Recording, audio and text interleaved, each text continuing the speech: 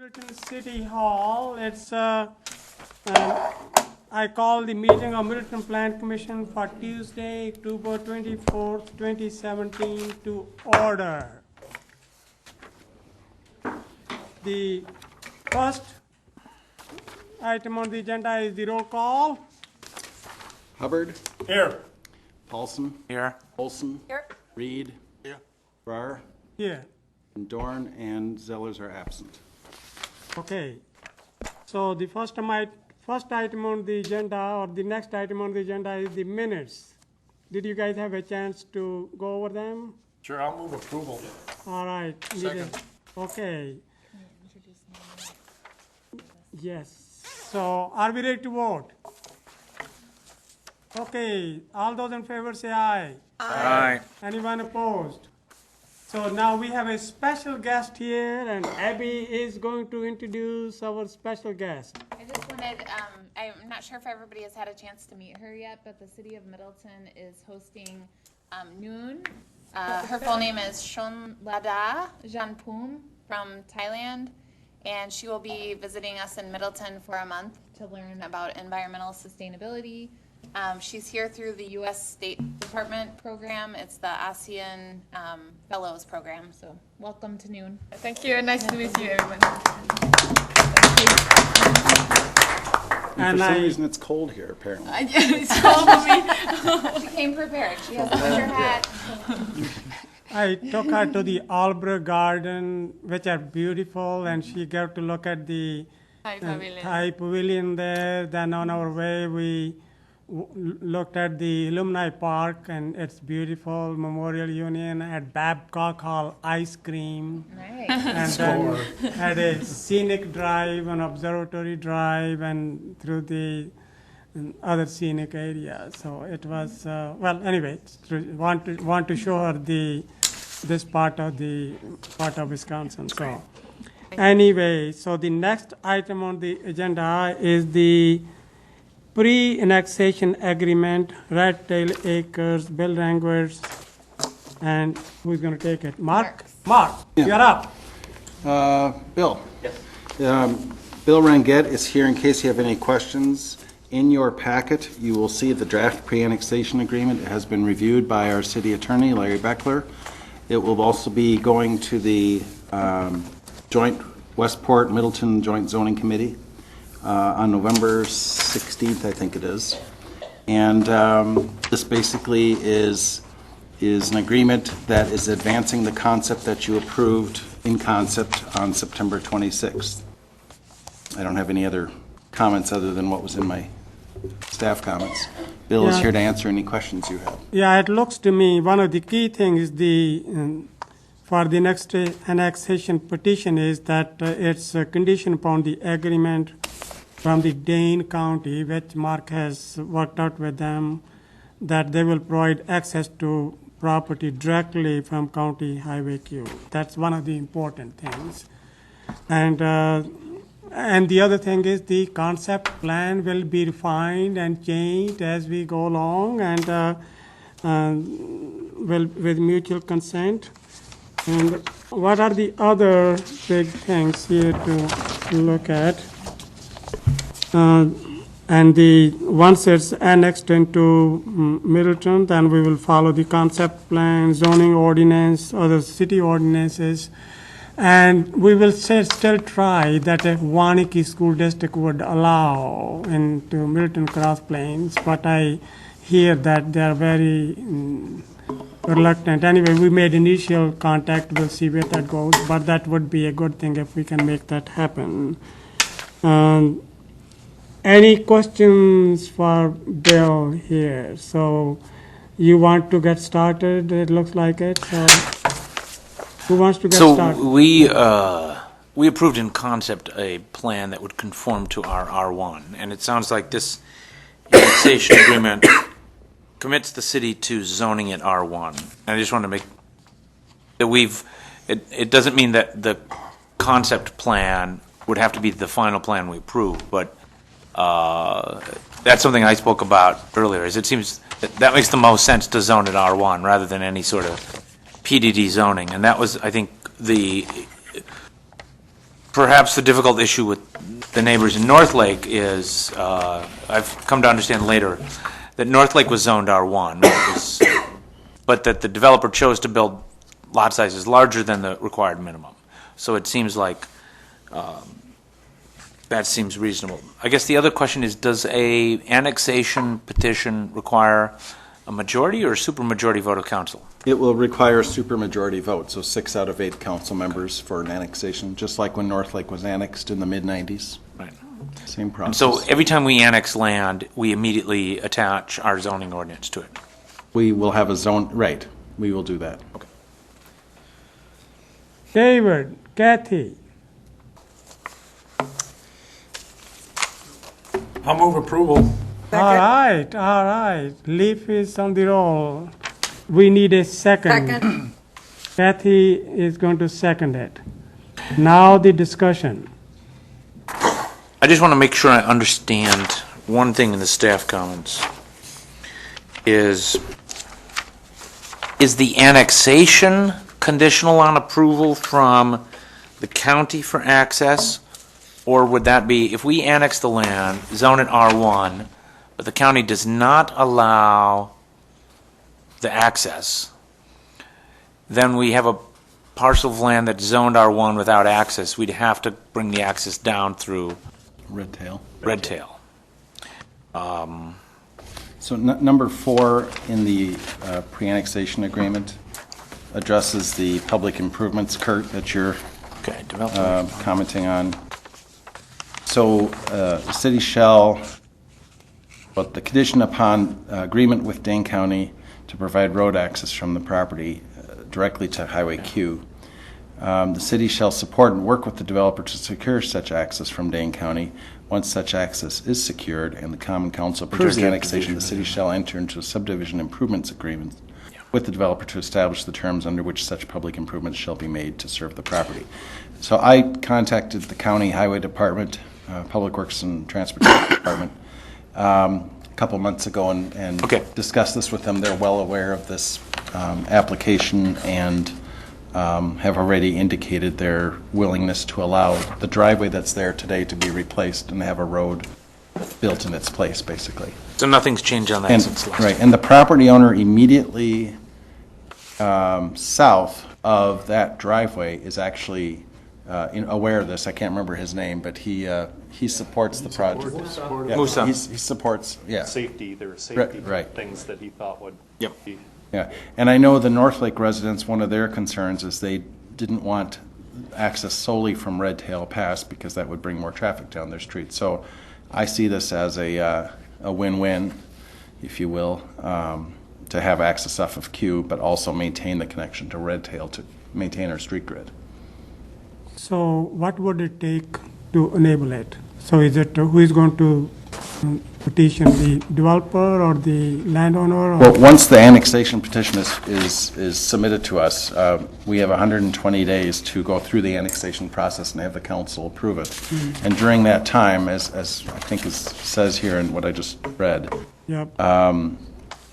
so somehow we will, well, that's that's a condition of the approval. So I haven't handled any annexations in the past, but we have an orderly process spelled out in this agreement, and then the petition that describes the steps that each party has to take. And the public improvements on the property are mainly improving that driveway to be a public street. And Would it constructing. be a private street? No, it'll be a public street. It'd be a public street. And it'll be north of the current driveway. Right. And we just vacate the driveway then. But then it would also include the improvements of Red Tail being extended to the south, Right. part of the public road itself too. And that's all public road, except the cul-de-sac is going to be private? Private. And eventually that might go south then. Right, and then we turned it into a Public road. public road at that Public time. road, right. Turn over to the city. And that'll be reflected in any sort of development or subdivision agreement? I would assume so, yes. Mark, Yes. Yeah. okay. Perfect. So, well, I have one question under the staff comments. There's a note, this is under 2, that the agreement does not contain a petition to detach from the city. What are you Is it mean detached from the town or from the city? Sometimes, when conditions aren't met, there's a provision included in these agreements to allow the property owner to detach from the city. Oh, okay, We did that with the Erdman property, okay, with the Blackhawk, the development that was proposed on the Erdman property. But it doesn't have to be included, and you know, we're perfectly fine with the document as written. okay. Okay, more questions? David, Kathy? Okay, Leaf? I probably should modify my motion a little bit and make it recommend approval to the Common council contingent on approval by the joint zoning committee. Kathy, do you accept Oh, that? Okay. Thank you. Are we ready to vote then? Okay, all those in favor say aye. Aye. Anyone opposed? So the motion passes unanimously. Okay. Mayor, I was just going to ask Abby to, if I have to go make a couple of copies because I can't get the projector going so if anything comes up, thanks. Okay. Okay, so the next item on the agenda is the request for rezoning from Highway Business B3 to Planned Development District. General Implementation Plan, Trista Mixed-Use Development, including Middleton Market. Okay. That's really tall. Robin. You guys all moved, except Kathy. I think you stayed in the same place, didn't you? Yeah. So this is a request for rezoning to accommodate the construction of a mixed-use multifamily apartment project. 11,000 square feet of retail, a 12,000 square foot market, and 263 dwelling units. Included in your packet are the updated plans submitted by the developer, as well as the staff memo, and a separate document outlining some of the comments that have come out of the design management process. So there are a lot of comments, and Eileen and I had a call with Robin today, and we can go through all of the comments if you'd like, but what we would really like to focus on especially are 3 items. One being the shared parking study.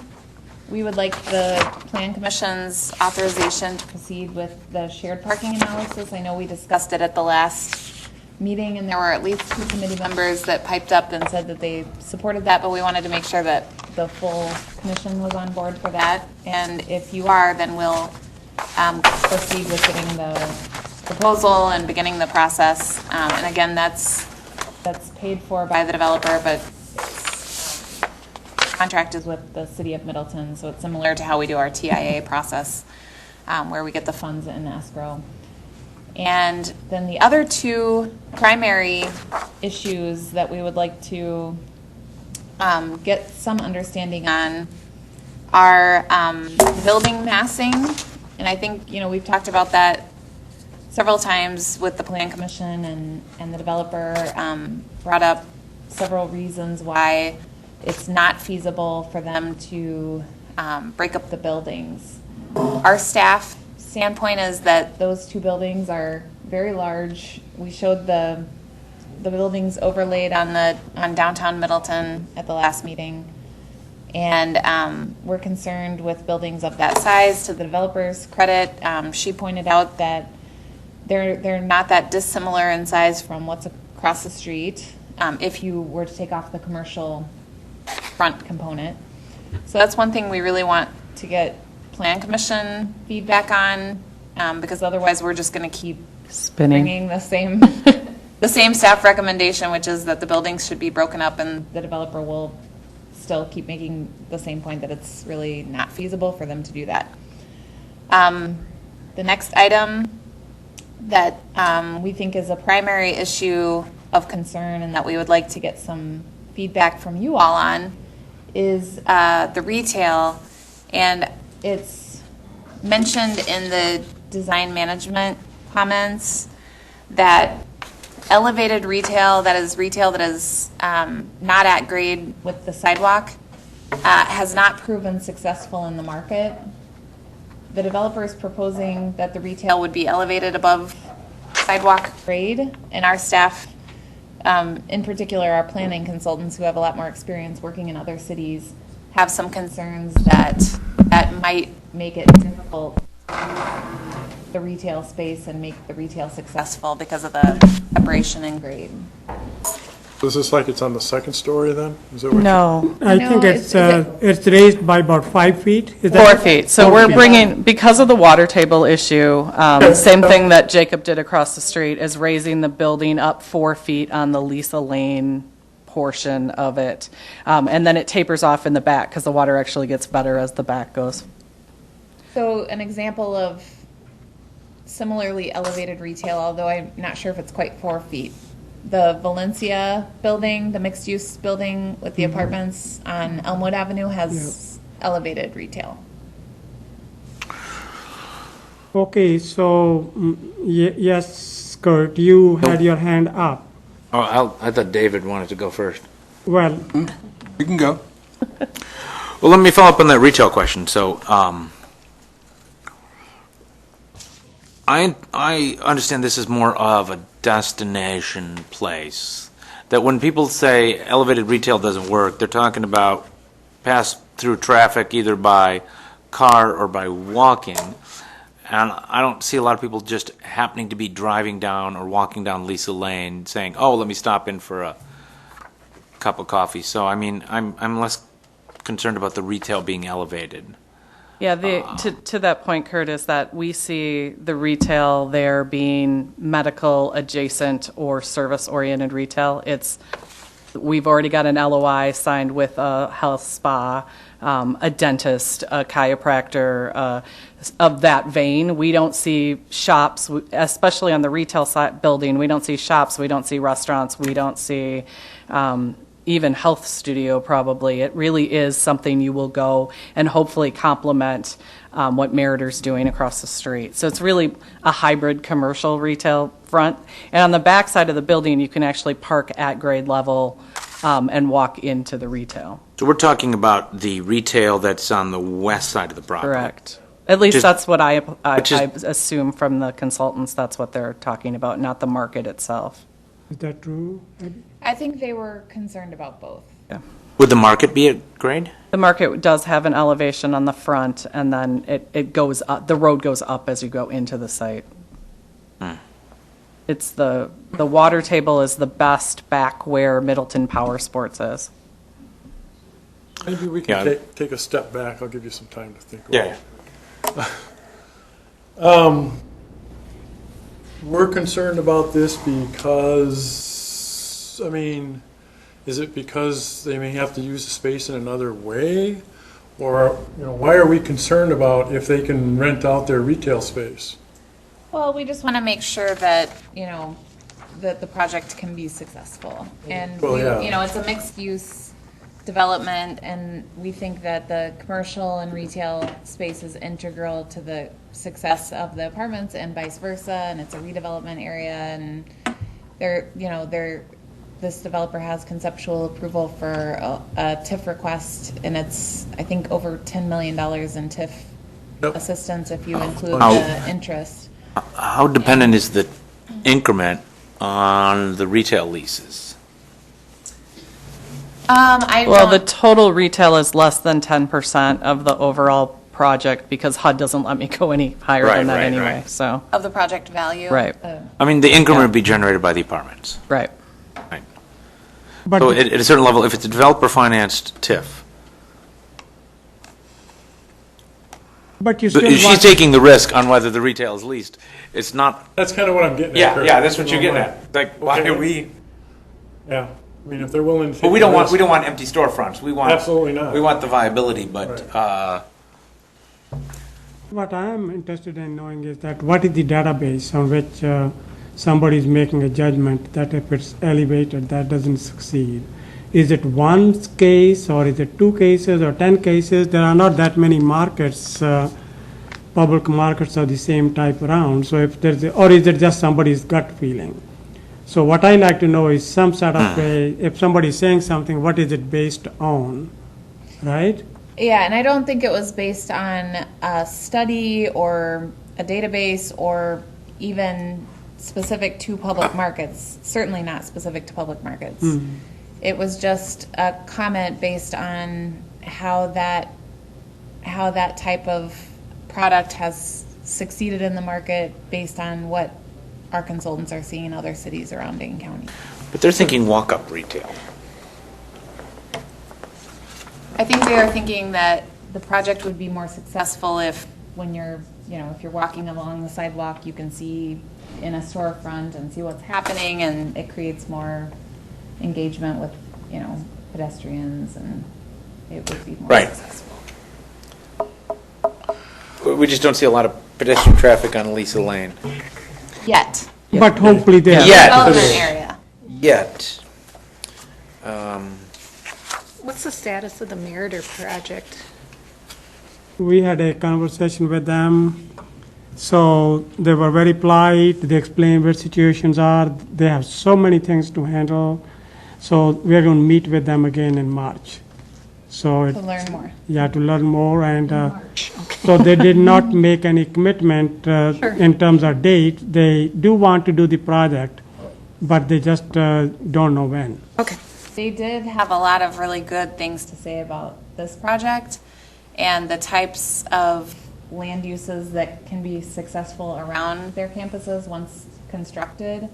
And they talked about, how they want to have dining options, and the food market in particular was very attractive to them. They really liked that component of the project. And housing, too. Having housing nearby and senior housing with Jacob's project, they were very enthusiastic about all of that. So still very positive, still very interested, just settling down their own thing. So yes, David. I find these elevations most confusing. And I can usually read things pretty well. Where does it show, on which elevation or section does it show this change of level? I'm not sure that it's reflected that way. Well, it's reflected that way in plan and in the photos, but I'm not sure they show the elevation at grade on the elevations themselves. So that doesn't help us very much, does it? Right. You can Why? see it from the rendering.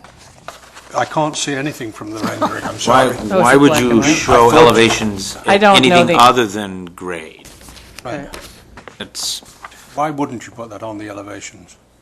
I don't know the answer to that, David, I'm sorry. My architect's not here today. And your comment about the drawing, it is absolutely useless.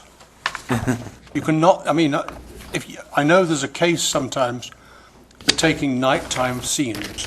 It's not That supposed to be, I didn't pick up, is it it's black the way and white? it's the way it's produced. Oh. It's the color image is broad daylight. That wasn't Happy intended to be. sunshiny people. I apologize, that was not color intended image. to be black and white. Okay. Can you clarify for me where the building is perforated, is punctured through from the parking? through Yeah, it's into the- probably easiest to see on the site plan, and I can walk through that for Okay. you. Should have brought my big picture again, shouldn't I have?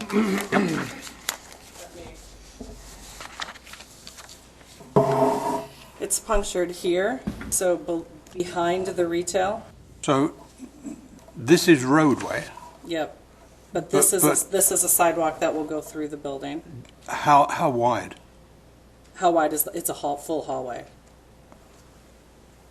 So 20 feet? probably 16. 16 feet? Yeah, on both sides. So it goes through the building here and will connect to that sidewalk.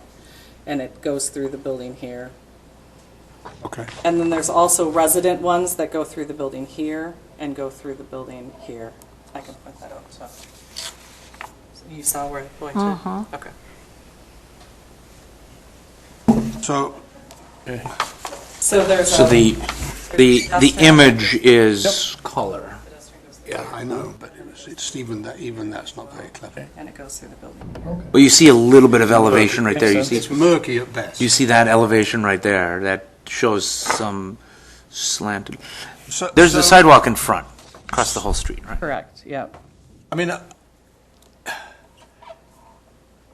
you quoted the one down here, Valencia. Valencia? Valencia. Valencia You know, apartment.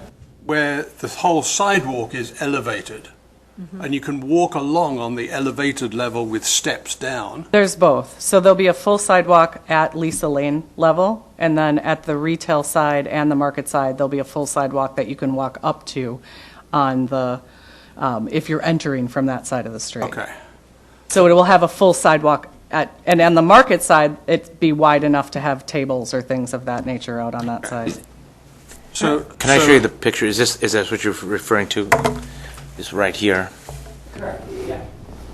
That's what it was supposed That to look image. like in your packet. right, that you can zoom in. So I'm sure this will Okay. be all handicap accessible. Well, what yes, have you, so- absolutely. So it'll ramp on both sides, Okay. and then, Okay, yeah. But then there'll be stairways, an additional stairway to get in. okay. So what you've just told me about punching the building through, I want to pursue this notion of that the planners are concerned about, staff are concerned about, of breaking the building up. Seems that it would be quite easy from a design point of view, not from your point of view perhaps, to at least recess the building at a number of points as far as the corridor. Right, there's a corridor down the middle of these blocks, isn't there? Mm-hmm. Right? So that you produce something which I've drawn, which looks as if, or gives a hint that it might be broken up. Especially when you tell me that there are pedestrian paths coming through at those points. That seems to me to make a lot of sense, both symbolically and in terms of breaking up the bulk of this design to some extent. And I'm not, I believe that I have told my architect to do that already. So if it's not coming through in the drawings where you're getting Well- changes of, Well, we see it in this picture. Right. But not in In the the site elevation. plan. These drawings are, you know, sorry, they're next to useless in terms of making these kind of decisions about. They're great architectural drawings. In fact, they smell of construction drawings rather than design drawings. But they probably are, yeah, I think they are. right. Can I follow up on this point? Yes, Is your main argument for not breaking up the buildings, actually creating a physical separation between buildings? Is that economic feasibility or an engineering feasibility that it would cause? My biggest issue, Kurt, if you look at the big picture of the project, is I've got two types of amenities. I have the market that people Right. can access by walking through the hallways and never have to go outside, which is awesome. And I've got a wellness center and a game room and a lobby and a pet spa that you can access in the other building without going outside or going anywhere. And if I start dividing out to smaller buildings, now I got a building that has no amenities in it, which is a harder sell for me. That's one piece. That's why I say leave the corridor where it's- it is, it's- right? So just push back the elevation as far as the corridor. And then it starts reinforcing these pathways through that you're talking about. So I think there's a design element there that you can latch onto that would really help. The other part is the parking garage underneath. So anytime that I pull the building out back too far, Right. Right. I now have You have edges waterproofing in concrete issue. and I have waterproof. edges in concrete, and because of the water table issue there, I have water management issues and, You know, so large, and I can't park there. So, or I have to treat it as an outdoor parking deck, and that's a large expense from a building standpoint. That's why we tried to pull out, extrude the lobby portion to try to provide that physical visual break. right. In other words, do it as cheaply as you can with your criteria. I'm saying that there's another criteria of aesthetics to it that I agree with staff about, that says this ought to be symbolically at least broken up into pieces. Let me get two more things in while I've got the floor. You talk in your proposal, in whatever, I'm not sure what it's called, in this document. Is that me? No, that was me. Oh, sorry. You talk in this document of signage. I would like to see signage on this building where you intend to put it on at this stage of the game, so that we avoid, oh my God, I've got to put a sign on somewhere, and finish up with something like the Spectrum building, Spectrum brand, 2x4 propping a sign up on the top of the roof. Right? So where do you think signage is going? I know you say it in here. Yeah. But on the elevations, I couldn't make out where that might be. It will more than likely reside on the corrugated portion of the 5th story facing the Beltline. And then there'd be ground sign and window signage for the retail and for entry into the building. So, but I'm happy to draw that in, David. I don't have an issue. That would be good. It isn't. It just wasn't something that was originally required, but it's easy for us to put it in. Now, the next thing then is the materials. Can you talk to us about the building materials that you're using? Yeah, so we're intending to use longboard or an equivalent type product, which is, it is or resembles natural wood. It actually has full wood graining to it. It's a very natural material. Corrugated, actually, to get some of that modern and metallic lighting to it. And then the other product we use almost exclusively on our projects is LP SmartSide. It's actually manufactured in Tomahawk, Wisconsin. It's nothing like the old T111, which is what people think it is, but it's a wood grain siding. Kurt, you don't like it, or? These simulated wood grain sidings, I don't know if you've seen them in the new houses in our neighborhood, look like simulated wood grain. Yeah, right. Yeah. We've been really happy with its performance, much better looking than vinyl siding. We don't, and there's also stone on it as well. Comparing yourself to vinyl is...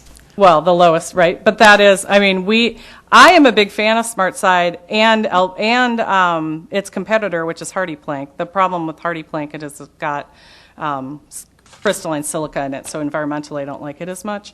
But environmentally, it's a terrific product. It's got a 30-year warranty. Good insulator. It doesn't have any R value in my wall assembly, really, but it really performs well. It holds up well. It looks well over time. The finish warranty is 20 years on it, so there's not a ton of like chipping or flaking or any of those types of things that can happen with a more traditional product. And that's why we like the longboard product too. That's got a 20-year wear layer on it, and it's not like putting up cedar where you have to restain it or refinish it all the time. That's integrally finished as well, right? Correct. It is. Yeah. But the other board that you're talking about isn't. But we go with a process that gives us a 20-year warranty on that finish when we choose SmartSide. Okay. And do we know where, I mean, yes, I'm sure if I could read the elevation keynotes, I would know exactly where each material is, right? What about like an EFIS Extremely product? difficult. Oh, EFIS? Yeah, is that too expensive? It's not necessarily expense. For us, it's more the look and we were trying to bring in really kind of the newer West Coast look with the darker windows and the natural wood materials, and EFIS to me doesn't fit the aesthetic that we were trying to, kind of this established. It's just a personal thing. I'm not a EFIS fan, so I've never put it on my buildings. The corrugated is vertical or horizontal? It's vertical. Vertical.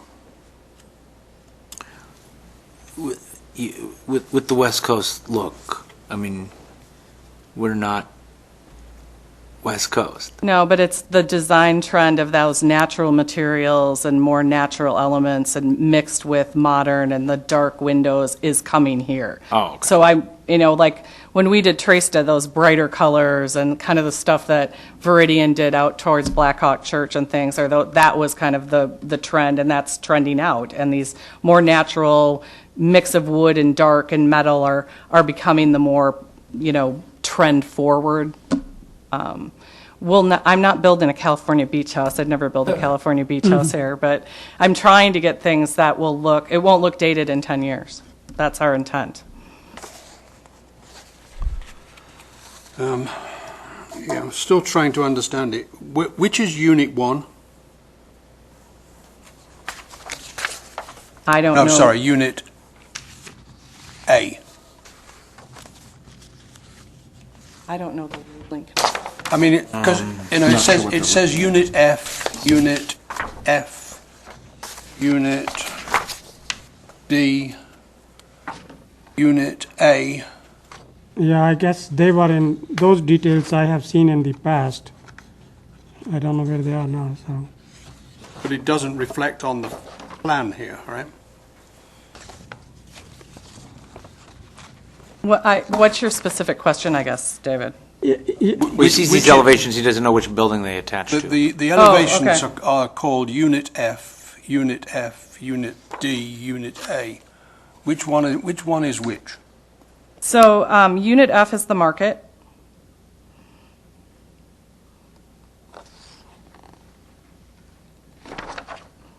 Unit A is the retail, and so A, B, and C are the retail building. That's the one on the west. And the market building are D, E, and F.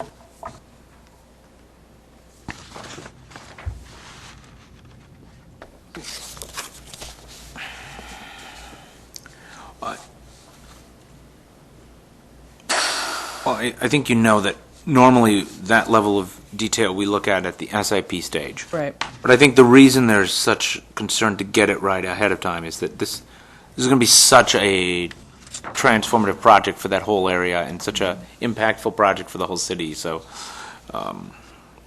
we don't want to micromanage your design, but on the other hand, we all are going to have to look at this for the next 30 years. So No, it's more the concern than that, Kurt, because these drawings look too finished. Yeah, You like know? it's already a done deal. I mean, it's a done deal, right? You're going to come back to us and say, oh, I've designed it, I've got a real commitment from the architect, I really can't change it anymore. Mm-hmm. And that worries me, right? These are showing something finished. Well, one thing you could do, and I think this might have been discussed as an idea for the Stagecoach project, when the Plan Commission is ready to approve the GIP, of course, it's going to have contingencies like, the results of the shared parking study, but it could also say the approval doesn't apply to the architecture. It could apply to the building footprint, the height, the number of The units, uses, yeah. the uses, but that's just one option. Okay. Because if we fail to approve an SIP within, 1 year, then the GIP, it reverts, right? Yeah, we have. I forget what that state law is. Earlier today, Or is it failed to apply, it failed to get one approved or failed to apply for an SIP? I don't know the answer. There's a state law, something about that. And what we've done in the city is we have a project on the northeast side that every year they come in and ask for an extension of. Him one time every year. And that's fine. It gives us some leverage over making sure that the design works for us. And I'm not ever here to fight with you guys about, our intent is to try to be and work together as much as possible within the constraints of what we can do. David, I'm never trying to do something on the cheapest thing I can do. That is not ever my intent. But I do need to be cost effective. It's better for you Yeah. and easier for you and cheaper for you to fill up the space on top of the parking. It's With definitely cheaper for me. It's definitely better for Yeah, me to right. fill up the space on top of the parking. Right. Absolutely. And she can get a better lease rate if the buildings are connected, Right. so that people Oh, can I access the agree. amenities without going No, inside. no question about that, so. yes. So we are here to help you. That's Yeah. all, and we want this Yeah. to be successful because, as Kurt said, it is, pretty important project in the city, and it is sort of transformational in that part of the city. So 263 units. It's an exciting project, yeah. Well, see, did you hear what David said? Thank Exciting you. project. I'm excited about it. I hope you can get your retail leased up. Yeah, well, we have one LOI, although you know how those are. I've had them fall through before too, but at least it indicates to me that we're at the right price point. We're doing things right for the retail there for what we're looking for, so. So, But having that detail of the sidewalk and the lower sidewalk and what happens in between, and how in the front of the market you can come out on, and I think having that to sort of show people Will help you. little sketches, not that great big thing, but little sketches that say, hey, look, this is what we're trying to do, and it becomes a selling tool for you, right? Yep. and you could David would be happy to meet with you on a cup of coffee and, Oh dear. no, I mean, help out. Sure, So, I I would, mean, yes. I would definitely bring my architect to that one, David. Yeah, good. No, I mean, if that would help, certainly I'll do it, but it just, there's a number of little things, I think, that can just tweak this that make it even better. Yep. He has a tremendous amount of expertise. If Oh, you I- were to look at some of the projects which he has done in several countries, UK and then in New Zealand and then many in the US. So Disneyland? yeah. So in any case, so Disney World? well, yeah, Small world I after didn't know all. about that. So boy. Not true. Well, maybe that will be next one. So, Yeah.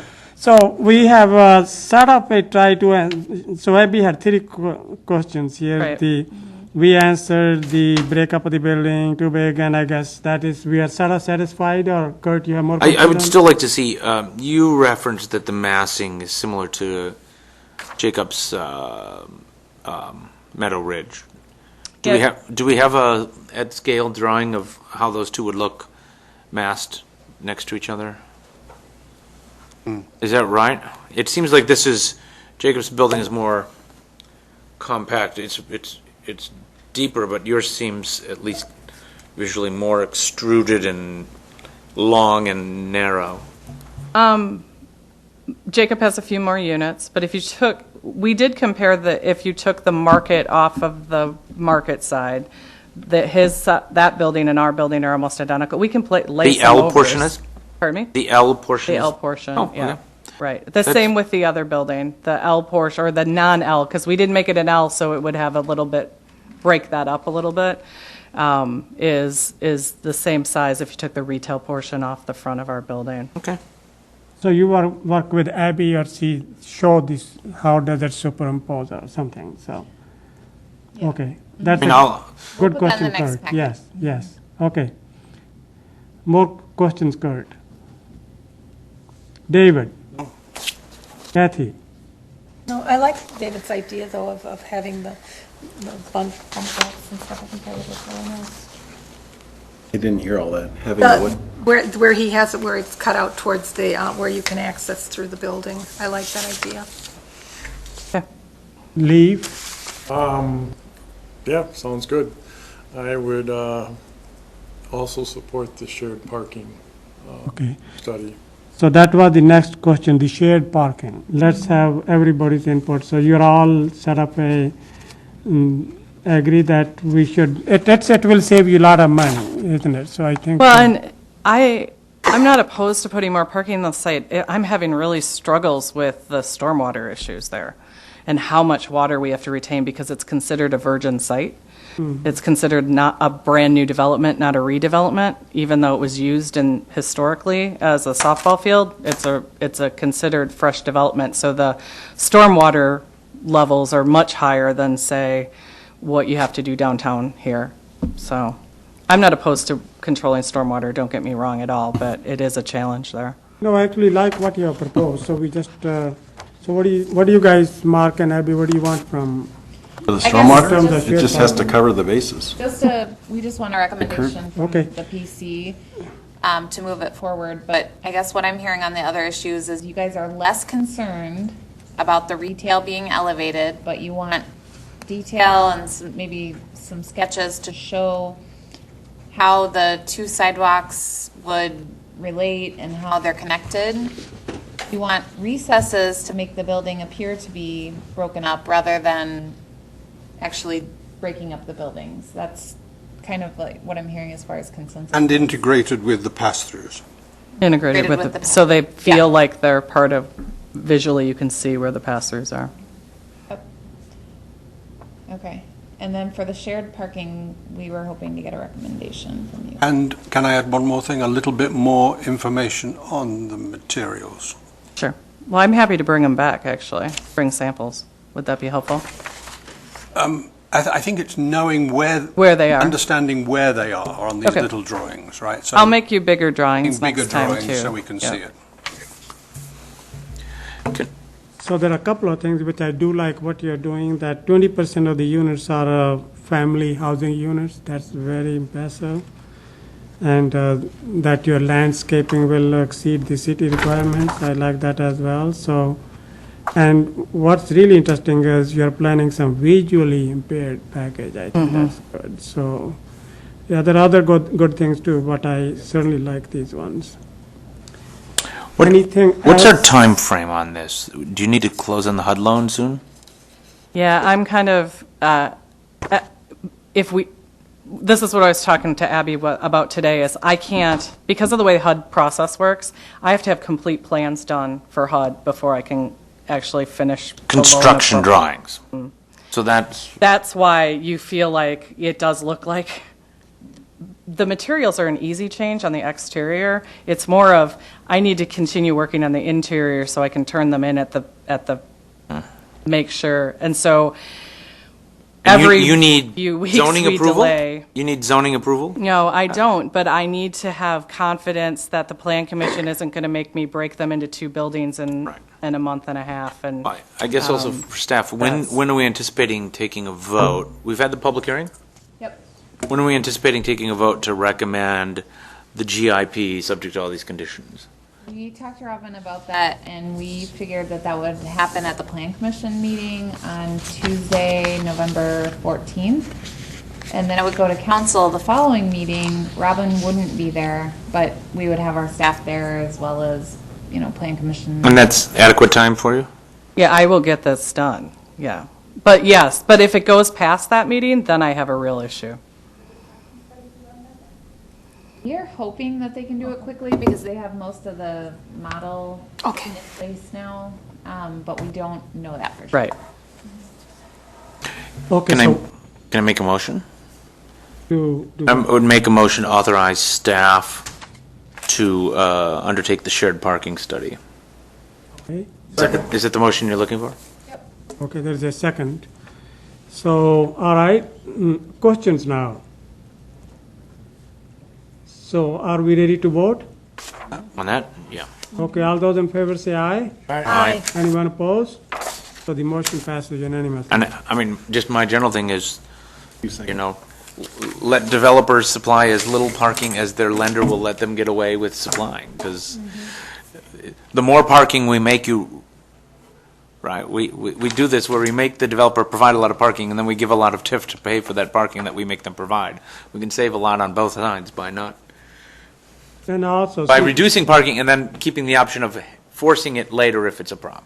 and also the way technology is changing, you probably are going to need lesser and lesser parking, perhaps. Well, except you'll want still a lot of in and out parking for the Right. market and the retail. Right. You have any questions, Robin? No, I thank you for your comments and direction, and And I can you'll see show me in you a few that weeks again. David would be still happy to meet, or any of the other people you would like. Or free consulting is being offered by Banners. Well, and we do have a meeting already scheduled with Robin for Yes. Monday. Monday. Eileen and I are meeting with Robin, so if you want to That, you're more than welcome to So join Leaf, us. you have any So kind. comment? Mark, anybody You else? need to attend just one more meeting, David. Come on. So you think you got enough input? I do, yes, thank you. Thanks, Okay. all of you. All right, so well, otherwise you're meeting with the staff, so we want to move to get it done, so just, well, that's how it is, so that's where we are. Yep. Okay, so the next item on the agenda is agreement for taxing Mental Finance District 3 and District 5 for the redevelopment services for Vanderwall and Associates. Move approval. Okay, second. Questions, comments? I had my questions and comments, and I talked to Eileen, so I'm sure that she will take care of that part, so. Okay, so if we are ready to vote, all those in favor say aye. Aye. Anyone opposed? Okay, so the motion passes. So the next one is the task order 17-02 engineering services agreement dated 12/1/15 with Strand Associates for Market Street parking lot for $25,000. Where's Market Street? It's in Greenway Station, the Oh, it's Market inside West the- apartments that Okay. are being constructed now. There's a city public parking lot that is also under construction currently. That's, This was an oversight. This is for the next one. We had made the recommendation to work with isn't Strand. it? We had gotten approval for the budget, but we didn't get approval for the contract amendment. We are under contract with Strand right now for our TIF engineering services, but typically for a project like this, we like to have a separate agreement. And we realized that we never brought the agreement through the okay. approval process. So the budget's approved, the project's approved. That's what I was The wondering city what this approved is. working with Strand, it's just a contract amendment to work with Strand. Okay. So I'll recommend approval to the Finance Committee and Common Council. I'll second that. Any questions? Are we ready to vote? All those in favor say aye. Aye. Anyone opposed? So the motion passes. Now, Mark, this is a new item on the agenda. There was a discussion at the Public Works Committee about the Pleasantview Road reconstruction, and there are some preliminary design issues, and Mark is going to handle it. Yes, and originally I had hoped to have this on the projector, but we can't get our projector to work, so I just handed out a few sheets of paper. You should have, from before the meeting, the minutes of the Public Works Committee. See, it looks like this. You should have my memo that I wrote, and I just handed out a technical memo from Sean Stowski, or I'm sorry, to Sean Stowski from Strand, some drawings that begin with a cross-section of some alternatives for highway, for the road design, and then our draft bicycle network plan. And I'm sorry, I made one copy too few, so someone's sharing over there. I appreciate that. For sharing. Yeah. So, the Public Works Committee spent almost 2 hours on this last night. I thought we could get this done in an hour and a half. Actually, hopefully less than 10 minutes. So we have a road that between Highway 14 and Greenway is all located in the city of Middleton, and that will be the first phase of a project, hopefully as early as 2021. And Public Works Committee last night endorsed several components of the design. If you look at the minutes from that meeting, they are recommending it's 2 travel lanes in each direction, 11 feet, a 6-foot bike lane in each direction instead of the usual 5, and I support that as the city's bicycle pedestrian planner. They would like to see at least 9-foot wide terraces, which is a little bit more than what Madison has signaled that they are interested in. The reason is they would like a little more room for snow storage. A 5-foot sidewalk on the east side of the road, and then a 10-foot shared use path on the west side of the road instead of 12. 12 is becoming a new standard for high volume paths, but I'm comfortable with the idea that this corridor will not have certainly not conservancy level trail use as we have, as we're seeing in the conservancy and between the schools. So I think a 10-foot wide path is sufficient. So I in looking at their action, what they recommended last night, I'm comfortable with that. Some of this gets pretty technical, and I don't know how much you want to get into it, but the next item, item B, refers to how much the road is going to be cut down. If you imagine the top of the hill at the golf course, you know, it's a roller coaster right now, and there were a couple of options presented to the committee, and they suggested they would like to see the option that cuts the hill down the farthest. So it would cut the hill down by 22 feet. They want to cut the hill down? Yeah, yeah. But both options involved cutting the hill down. The option they endorsed involves cutting it down more. Wait. Why? Cutting the hill down where the road is, or Yes. cutting the whole hill down? No, where the road is. Okay, Basically okay. tunnel. Yeah. I'm like, wait. It's our new quarry site, Kurt. Western Iowa. Yeah. So imagine, you know, when you drive to Dubuque on, that's a good example, Highway 151, where there's some road cuts. The road has less grade variation than Exactly. the topography. Exactly. Oh, that's actually smart. For safer, and it will increase sight distance at a driveway that would serve the future Straubel site. There, if you east side of at the top of the hill, the crest of the hill where the path crosses, there's a site, a developable site there that needs to have driveway access, and this will actually make that future driveway access safer. Item C refers to where the South Fork Trail currently crosses Pleasant View Road at the golf course. There's currently the RRFB beacon system there, so they're endorsing the idea of a grade-separated overpass for the bike ped crossing, which it makes a lot of sense to me. If these busy roads need to have grade-separated. Where that grade separation crosses? It's where the path currently is the at-grade crossing. Kurt, if you imagine the top of the hill at the golf course. Right near, is that near PPD? No. No, it's at the top of the hill, of at the the hill, crest of okay. the hill. Today, there's a beacon system there. Okay. That would be where the bridge would be, roughly in that location. And so in other words, they could just keep the path where it is, and the road's going to be 22 feet down, and the path will be, you know, somewhere close to where it is today, and it will just be on a bridge.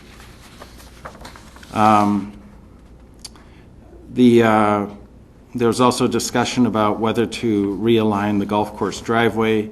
Currently, that's, as you all know where it is today, there was a concept of extending it southward to intersect with Greenway Boulevard and have a four-way intersection, but the golf course manager, Jeremy Sabalka, feels that's too disruptive to the golf course, so the committee endorsed the existing location for that driveway.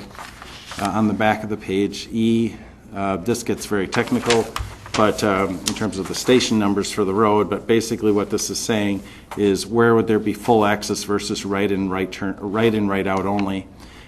We have had a property owner express concern about having a right in, right out, and that would be the one at the bottom, the bullet at the bottom, commented today that would be problematic. This isn't something that has to be decided right now. They were just a concept. This is what's going to be designed as a concept before there's public hearing for feedback on the concept. So those are the design concepts that the Public Works Committee endorsed, and what we are asking from you is your feedback. For federal funding purposes, it's important to have bicycle and pedestrian accommodations along the road so that the road continues to score highly and qualify for federal funding. And obviously that's our general policy with the city, is that our arterial streets have bicycle and pedestrian accommodations. So I assume that the commission will want to endorse that, and if you're comfortable with what the Public Works Committee endorsed, it certainly would be helpful to give your feedback to that effect or suggest something different. So Mark, what's its impact on the golf course? That would be the first thing. I mean, there was some concern. Yeah, and I don't have measurements for you because the road hasn't been designed. The road can wiggle east to west a little bit depending on topography and property impacts. We don't have those sort of details right now. What we do know is that there's a future need to have a 4-lane road. Lanes usually are 11 feet wide. You know, we don't want to go more than that because that's excessive. We want to have bike lanes on each side, and then a bike path, a shared path on the west side, which is a good time to refer to the map I handed out, the bicycle network plan map, which some of you have seen. I think a few of you who are new, Kurt and David, maybe you haven't seen this before, and maybe Kathy, you haven't either, actually. This hasn't gone to council yet, but this is a new bicycle network plan that I drafted with the help of the Ped Bike Transit Committee last year. And what this shows is in solid lines the proposed or existing bike lanes, and then they are dashed where that's proposed. So if you look at Pleasant View Golf Course, you see some. What page are you on? So, I'm on this map. oh, okay. So if something's shown as Dashed, it's future. dashed, so if it's not If it's solid, built, then it's your hopes are existing. dashed. Yes, exactly. You missed mine earlier, Kurt. We'll have to Sorry. compare. So solid lines are existing and dashed lines are future, proposed. And then that's in red, those are the on-street facilities, and orange are the off-street paths. Green is unpaved. So what you see along Pleasant View Road is if you look carefully, there's actually an orange dotted line, and as well as the on-street bike lanes. So this Would be on the future map, Right, right? right. So the design, what this map and what Public Works endorsed are consistent with each other, is what I'm ultimately saying. Any questions? So what is the biggest bottleneck here which you see in terms of, Funding, ultimately. so what It's is currently a that? city road? It's actually if you look at the bike map, the part by the golf course, you see the city limits in a solid black line. North of the golf course, the west side is actually in the town of Middleton. So half of that, the western half of the right-of-way is in the town of Middleton. I don't think they're going to be, I don't believe they're going to be participating in funding for this project, but that, I suppose, remains to be seen. But at this point, the city is preparing to provide its match with TIF 3 funding, and then the first phase of the project is south from 14 to Greenway, and then the next phase will carry the rest of the way through Blackhawk into Madison. So when you have something In to- Madison, is Madison aware of this, and they're going to pay Yes. for their part, and it's Yeah, going to be integrated design? There's a technical advisor committee made up of staff from both communities. There's an intergovernmental agreement between the two. We're all on the same page. The design in Madison, they've already given their preference for what they want to see as a design. It's very similar to ours. They actually, ironically, were endorsing a 5-foot wide bike lane, and we're recommending 6. Frankly, I think Madison will probably go to 6 too. I would be surprised if they did. They wanted a wider bike path, and they were okay with a narrower terrace. So Public Works Committee made some minor adjustments to that, and that's okay from a project standpoint, that at the city limits there can be that little adjustment in those widths. But Madison is spearheading it, right? I mean, Yes, they are the lead. Well, I think it would be good if, both cities had a match. I don't think you want to have a, bike path or something that don't really coincide with those. Well, there'll be Unless there's some really big reason for doing that. Well, it's a difference of the bike path would be on the same side of the road, and one community might be 10 feet, the other might be 12 feet. I think what will happen is, as Middleton gives its feedback through this committee, the Public Works Committee, and then ultimately the council, Ped Bike Transit is going to look at it tomorrow as well, then that will be compared with Madison, and there'll be probably some more discussion as the first phase of the first design comes out. And there's going to be a public involvement process, which is something that I'm suspecting Van maybe have risen to Yeah, address. so if you want to have a difference between 10 feet versus 12 feet, there has to be very good reason for doing that, so. Yeah. Yes, Van, you have something to say? Yeah, I think the bike talk is great, but I think Public Works overlooked a business on Pleasant View Road. If you look at the, Mentioned it already. pardon me? I mentioned it already here. Go ahead. Go. ahead. I'm sorry. Yeah, by cutting off left-hand turn access on southbound Pleasant View Road, you destroy what Middleton Farmers Co-op put in for their CNG filling station. They have to have semis turn in off of Pleasant View Road into their facility on the north side. And the comments from Public Works said, oh, they can just go down to Quarry Road and turn in. Yeah, let's run a bunch of semis on there. That's a great idea with the parking. So I think they just kind of missed the kind of traffic flow on Quarry Road and the fact that, they've already kind of restructured their property to put in that CNG filling station. So that can't not have left-hand turn in from southbound. It just can't. Right. It can't not. It must have. Thank you. Right. It must have left turn in. Fueled by Long Table, yes. They need to have that access. That's important. And I don't know if, I wasn't there, Mark, I don't know if there was much discussion, but to just say, oh, well, yeah, they can be right in, right out is wrong. And without talking to the property owner, you're looking at re-engineering, recosting it, looking at it later. So Yeah. on their behalf, it would hurt them considerably for them to be right in, right out on their north entrance with the large truck traffic. And again, I don't know if that was discussed or not. Well, we never know what Public Works really means unless George is here to interpret it. But And he's there's not no here. George. So, He had another event tonight. So Mark, Yeah. what is, Well, I support what Van is saying. I was there last night, and I saw the email communication today. With these sort of projects, just like with University Avenue, you have to start somewhere. right. To get something on paper. And I think what Van is saying, which makes a lot of sense, is put on paper, see if they can come up with a way to address this concern to have full access. The problem is that driveway just north of Quarry Road, the concern the Public Works Committee had is, as you come south from 14, there's a need to have a left turn lane to go into Quarry Road, and that driveway interferes with that left turn lane. That was their thinking, anyway. But that doesn't mean that the road can't be widened and that there can't be, a way, they should look Make at it that. stack longer with a split between the medians to be able to go left here Yeah. and then left on Quarry. It will hurt them severely if that happens. And the thought is, if we know that ahead of time, why incorporate it into a draft? okay. So wait. So we do have to start somewhere. The draft says, I'm just looking at the map. The draft says that they can't turn left off of Pleasant View Road into their facility? On the north, their On north the north entrance side. now, which, No, the draft had options. Okay. This is what Public Works Public Works, yeah. pushed forward last month. Right, they specific, There is an option. There's train tracks on the north side, right? Above that, yeah. The train tracks could go through for, right away for Wisconsin Southern. There's a spur, but I think that's the further spur north is and east further or north. Pro-Build, yeah. Yeah. I just want to be sure that they're given consideration early in this process so that there's not some expensive correction later on. Because it can be done, and I just don't know that enough consideration was given at Public Works. So Mark, if you look on the back of this memo addressed to Sean Stowski, it says technical memorandum.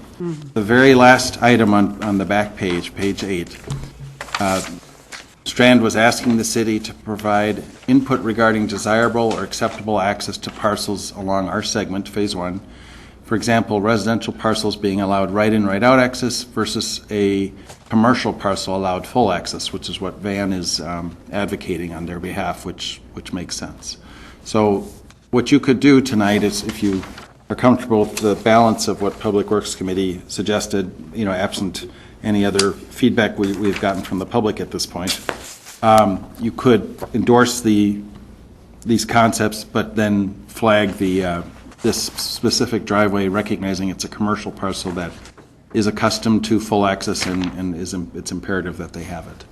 So that would be an approach you could take, and ultimately it'll be up to the council to come up with the city position. so when do you think that, I don't know if everybody had the time to read it and sort of figure this out. So when do you think will be the best time to provide this input? Well, doing this tonight would be very helpful, but because we were actively trying to keep the project on track. As I look at this, just like with the University Avenue project, design can always be and should be reviewed by the public, and we make modifications as necessary. So this isn't a final decision, but sometimes these things get some inertia. So if you don't, You can catch them early in the process, it's just less yeah, I'm painful not to I agree adapt. with you, Van. I agree. So you're looking for us to comment on the general process. I mean, Well, the general concepts of, are you okay with bike lane? I mean, I assume you're endorsing bike lanes and the path on the west side of the road and, the bridge overpass, those general concepts. I think the technical details are probably beyond the purview of the commission. I mean, I think, just speaking for myself, the road right now is problematic for a number of reasons, right? Given the high volume of traffic, it looks like a country road, and so people whip through there, and the curves are hard to navigate. And so if we're going to make it 4 lanes, 2 travel lanes in each direction, given the plans of the type of development that is around it other than the golf course, we want it to be kind of like that urban boulevard concept. I mean, I would love to see it speed reduced to 30 miles an hour and have it like that. And if that is what we're going to do, then it needs to have a path and bike lanes. I mean, that's... Yeah, I make the analogy to Allen Boulevard, actually. If you think of Allen Boulevard, that's got a nice grassy median. Urban boulevard. Urban boulevard. It's got bike lanes on each side, and it has a path on most of one side, the east side in that case. And that's basically what we're envisioning here, I think. And then making sure that at intersections that the medians are wide enough so that when a car pulls out, they can stop in the middle of the intersection. They only make a decision for traffic going south. If you come out from the golf course, you can look west, or I'm sorry, look north. Look north. There's the hill, and you can cross and then stop again and look to the south and then make your left turn.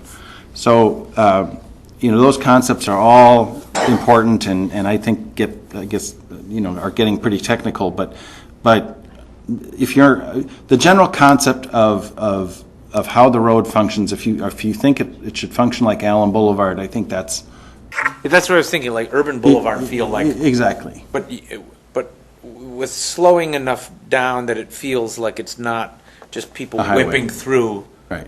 Because it does travel all the way down to the Blackhawk subdivision and down to Madison, and it doesn't take a genius to realize everything west of Pleasant View Road and south of Old Sauk that's in Madison, it's north of Mineral Point. 10 years from now, that's all going to be developed, right? That's their whole neighborhood plan. Not only that, it's, by M, it goes to Verona. I mean, that's all already getting widened. By Mineral Point Road. Oh, it goes... Yeah, and it's going to be very widely... Yeah. What kind of traffic do we expect on this one? Well, the part from, if you go south of Mineral Point Road, that's a roundabout at Mineral Point. The next roundabout is where Junction Road comes in, south of Watts Road. Right. From there, it's a 6-lane road. It's being designed as a 6-lane road down there. Because it and Junction Road merge. Right. And it just goes straight south to... Yeah, to Verona. To Verona. Yeah. So this is the west side arterial street, north-south street. Yeah. It's a major road, and we want to design it so that it remains as pedestrian and bike-friendly as possible and aesthetically pleasing. That means I can get to Verona without having to go on the Beltline. Bert's in favor of it now. No, not necessarily. But, yeah. Anyhow, so point understood? Yeah, But I yeah. think so. Thank you, Ben. So are you looking for votes or motions? Well, it'd be nice to get, if nothing else, that you're not objecting to the Public Works action except for the concern of the commercial driveway for the co-op parcel. It sounds like that's a concern of the commission, which I understand. So if you're not comfortable voting on, widths of 10 feet versus 12 versus all that, you can simply endorse the concepts or say you're not objecting to the concepts, but flagging the commercial access point for the, making sure that remains a full access intersection.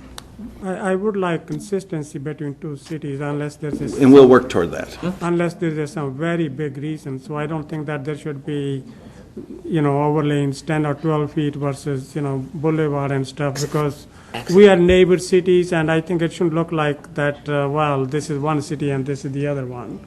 So I think it's going to be a major, widely traveled road, so I think it should be consistent between both two cities. So that's what I would like to see. So I've got a couple questions. As I read the Public Works minutes last night, or from last night, I noticed that there were one thing in there that caught my eye was the access to the golf course, and I see Jeremy's here and probably help us Yes, help us Jeremy, you want to- understand a little bit where those comments are coming from and what it all means, because I look in the urban greenway area study and I see a couple of different options for that entry, and either option 2 or 3 make a lot more sense to me than what we presently have. So From a circulation standpoint. which is the urban greenway study? That's, I haven't oh, looked that's at- that one. I don't think I've looked at that. I haven't looked at. And you're talking about the entrance into the golf course off of Pleasant View. Correct. I'm thinking it should line up Where is more that? with, It's right here, right? It drives in. what is that way. street down there, Mark? Greenway Boulevard. Pardon me? Greenway Boulevard. Greenway Boulevard. Oh, so that will be very You, disruptive. rather than Then halfway up the like road. halfway up the road, a couple hundred miles, where you have to go in, right, left, and around to the parking Right, lot. just come right across Greenway. It's right off the belt line. Just seems like access to the golf course would be a lot simpler if we would, And I know Greenway goes right across the greenway of the holes. You'd have to realign the holes. So then you will have 4-way intersection and, Can you use a mic? Just yeah, come to the mic here. So I think the thinking in regards to the location of the entrance,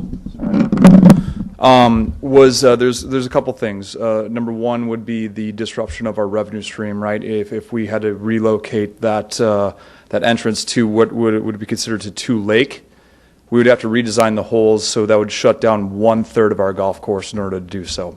All right. For how long? We're about $2.5 million in revenues to do the math. on how long would you have to shut it down for? At least a year, a season, I would say. And this would happen. I mean, so if it was going to be done, it would be done when the road was being I reconstructed. think so. Right. I mean, that's the time to do it. 2021. That, Right. no, if you're going to do it, this is the time to do it. And I'm Right, actually 'cause thinking for the long I'm term. thinking even bigger up there at the golf course. I'm not even sure that we go along the north edge of the golf course, continue that. I think we really need a golf course designer to take a look at our entry and how that whole thing functions up there. Right, so I don't disagree, but they should have done that before they redesigned the holes 10 years ago, or 15 years ago, Yeah, right? well, that's So, all passed. We have an opportunity here where we're rebuilding this road. It's going to be I, major Leaf, impact on the I- golf course I- anyways, Jeremy. I don't Let's dis- get a design there I that fits. don't disagree with you. I don't disagree with you, right? But what we're going to have to do is, if we did do that, there's a number of things that they could do to make the entrance better. But it's going to be a lot of money for Yeah. redesign of the golf holes, bringing an architect in, Yeah. downstream of revenue, et cetera. Yeah. Okay? So that's what I suggested last night is that, hey, here are the things that would affect it. They just chose to move forward with keeping the entrance there. I'm just suggesting that we I don't think- close the book on that and study that, because I think there's a real opportunity. You're not going to get this opportunity again. This road's going to get built, and we're going to have to live with what we have. And I'm just thinking from a increased traffic standpoint, safety standpoint, it would make a lot more sense to come right off Greenway Boulevard. I don't What about necessarily disagree. coming right off of 14? No, never mind. Well, I think Once we- that quarry, is that for sale? No, not Sorry, 14. Is it still functioning? Is a quarry? Yeah. It's still functioning, but it's for sale, but only if somebody buys the whole 66 Yeah. acres or how big it is. I think the big thing is, The 66 acres of a quarry? It's rock solid. I think the big thing City is can we get got to look at the pros and cons. So if it would make a lot of sense in terms of safety there if it is right at the greenway, but then you also have to look at that, how much land you would lose there. So somehow, is it just I guess you may need some committee or small group to look into it carefully, that what do we gain and what do we This lose. is elevated. This is. That's, Well, and I also think Strand deemed the golf course as an environmentally safe or environmentally sensitive zone, and so they're trying to do whatever it can to not impact the golf course, whatever. But Leaf, I get it. I think that's a conversation that the golf committee should have as well. It goes well beyond the golf committee. I don't necessarily agree with that, It but goes to public lands, it goes to green space. I think This is it what goes to, outlined. We spent a lot of money, if you want to talk about spending money, on this urban greenway area study. Which suggests a couple of different things in that study. I think ultimately the golf committee is there to protect the golf course. My job is to make sure that the golf course is viable, right? Okay, so I'm telling you from my standpoint. I mean, so Leaf, come on. It's more than a golf course, and it's going to become more than a golf course. If the golf course committee likes it or not, it's going to become more than a golf course. It's going to be a green space. You already have people up there walking. We have issues up there we got to resolve. It's going to be more than a golf course. Okay, so all right, so I guess there are a lot of issues here, so which we are not going to sort out now, so we're going to work on these. So what do you want from here, Mark? So I think, you think you got enough input in there now? So, I'll make, Or we need to vote on that one issue which we already made? He's about to make a motion, I think. no, I think, I We're got a question. covered. When this is being reconstructed, will there be access to the golf course for the whole time? I mean, or will it be closed? Will that access be closed or it be local traffic So I only? asked the question about them shaving down the hill, Yeah. at the old entrance. They didn't have an answer of whether the road would be open or not at the time. Ideally, that we would have access through Greenway Boulevard or maybe 14 as well. So, yeah. I think it'll be easier to keep access from Greenway Boulevard Because there's because the at some shorter point that when comes they're to the digging store. down that hill, I don't know how you can, I mean, I'm not working in construction, but certainly having access off a greenway, I'm sure that can be maintained. Okay. Whether the hill is going to always be open or if it's a few days where they have to do blasting or whatever, it's par for the course when you're, it is. So if you're making access at that time from Greenway, then, then you have to think long-term. Well, anyway, I don't think we're going to solve it here now, so it's something to think about. And It was just something that came up at Public Yeah. Works last night, and I certainly wanted to make sure that everybody was aware of the urban greenway study Yeah. Okay. and the options available in the study. Yeah, I think we all need to look a little bit more into it. I didn't really study this in as much detail as I probably needed to, so. Kurt, were you so I would make a motion that it reflect the sense of the Plan Commission to communicate to Public Works and the Technical Advisory Committee to protect the investment of the, what's the name of that, this CNG company, the Farmers Co-op? Yeah, to protect full parcel access for Middleton Farmers Co-op. And so I guess what I'm saying is that we have our minutes reflect that it's the sense of the commission that we want to protect that and communicate that to Public Works and the Joint Technical Advisory Committee that's designing this road. At least as a simple motion to, yeah. So what I had sort of drafted originally, but maybe you're saying it differently now, are you essentially endorsing the recommendations of the Public Works Committee, but to reflect the sense of the Plan Commission to protect the investment of the Farmers Co-op to provide full access, full parcel access? So that would be the one change, or you just don't even want to comment on the rest of it? We're yeah, that's even better than what I was thinking. Okay. That we're endorsing, affirming, agreeing with the recommendation of Public Works that that if it's 4-lane, it include a at grade off street path and bike lanes on the road, right? That's what they said. That's what they recommended.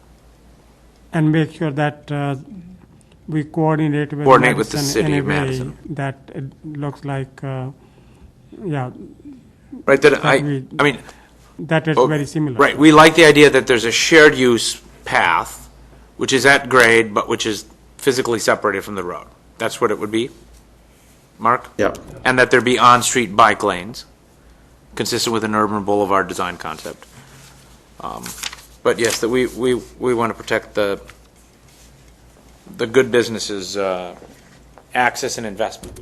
Pleasant View Road access. Pleasant View Road. Not full site access, because you can access the full site before. Right, I have it written, yeah. Pleasant View Road access. Yes, I will amend my motion to be Pleasant View Road access for Middleton Farmers Co-op. Thank you. So what is the different, how do they access now? Pleasant View Road and Quarry Road.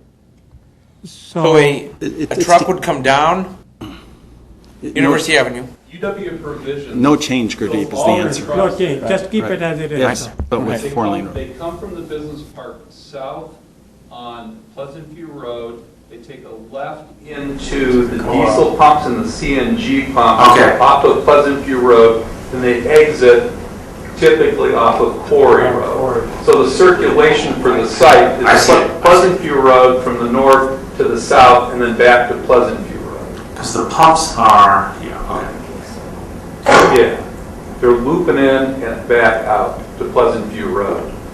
And I suppose worst case scenario, they could just reverse that circulation pattern. Come in off a quarry, go to the CNG pumps, and then exit back onto Pleasant View. You would have to have some place on site for those vehicles to turn around and get back to Quarry Road to go south on Pleasant View. Because if you're only right in, right out in that north entrance, you couldn't turn left to go south on Pleasant View. Not that they would, but that's what you'd be forcing them to do. Oh, I see what you're saying. Yeah, so right now it's in and then out and either north or south on Pleasant View. Off a quarry. Right. So here's how I heard Kurt's. Instead of running everything in and out on Quarry, which would Yeah, no, I understand Yeah, that part of it. yeah. I was just thinking they could, instead of coming southbound on Pleasant View, left into the co-op, do their thing, then exit on Quarry, right, Google Earth already basically shows go the right truck. out of the station, and then they can go left or right on Pleasant View. Instead of doing that circulation pattern, they come all the way down the Quarry, take a left into Quarry, left into the pumps, and then they're headed north, a right on Pleasant View. and they can go out to Pleasant View. So here's what I heard Kurt. Maybe I don't, We're talking semis though, and yeah, that's a problem. and in and out on Quarry, and the way it lines up, it's. I was thinking of, you got provision trucks. You know, The shorter ones are Yeah. fine. It's Yeah. the larger trucks that service both the hardware there, Yeah. the landscaping Yeah. entity, Yeah. and all those. Yeah. It's It's you start been looking nightmare. at the components, and it's wow, there's a lot of activity there. Yeah, trying to do that with a semi would not work. No, it'd be tough. So here's, That's the only way they access it now, or do they also use the Market Street or any other way? That's the only way, they I just think use it's the. actually Quarry Road there. Yeah. Okay. There's access there too, but any vehicle coming out of the business park, any of the fleets, will pull in from that direction. They'll pull in southbound left into the north entrance, hit the diesel, hit the CNG, and then fly into Quarry in either north or south Yeah. on Pleasant View Road. Would there eventually be a four-way stop sign, or I mean, traffic light at Pleasant View Road and Quarry Road. Quarry. I Doubt- fully doubt it. expect that because there'll probably be access into the quarry from that site too. That's a great, in fact, that's really the only access point into the quarry. So in the future, there'll be a four-way intersection, I'm sure. I can't see that not being signalized. But here's the motion that I heard Kurt make. To endorse the recommendations of the Public Works Committee, but to urge that the project design provide full parcel access from Pleasant View Road to Middleton Farmers Co-op so as to accommodate the co-op's on-site circulation needs.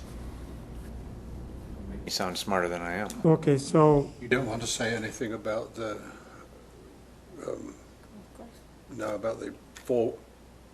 straight access into the golf course? No, I want to leave the Greenway golf Village. course issue alone. Okay. Or that we recognize the fact that this will be an ongoing discussion item. But I'm sympathetic to Leaf's understanding from the Greenway study of what could happen on that parcel. so maybe I need to look at the Greenway study too. So does it look into that, how would that impact the golf course too or not? It does, okay. To some extent. Not fully as Jeremy has made it. So will it be sort of positive, negative, neutral?